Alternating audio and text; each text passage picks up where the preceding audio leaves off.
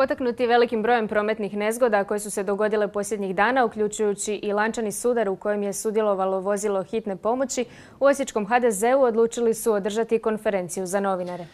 Predlažu osnivanje novog gradskog savjeta za sigurnost u prometu te postavljanje kamera na najopasnijim križanjima kako bi se u budućnosti izbjegle tragedije. U HDZ-u upozoravaju kako su u razdoblju od 1. siječnja do 15. travnja 2 osobe izgubile život u prometnim nesrećama u gradu Osijeku, a više od 120 ih je ozlijeđeno.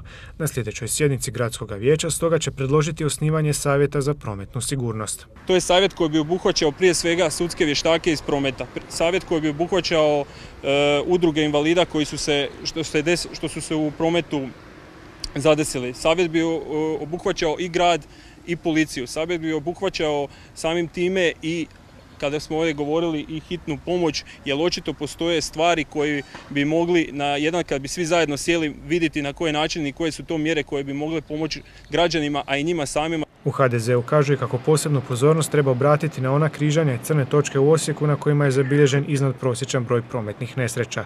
Predlaže da se na takvim mjestima postave kamere uz pomoć kojih bi se kažnjavali vozači koji prebrzo voze. Smatram da se trebaju postaviti nadzorne kamere koje bi usporile vožnju, a samim time ono što statistike pokazuju, gdje su se god postavile nadzorne kamere za brzinu ili sigurnost, za 70 do 75% su se smanjile od proteklog perioda nezgode.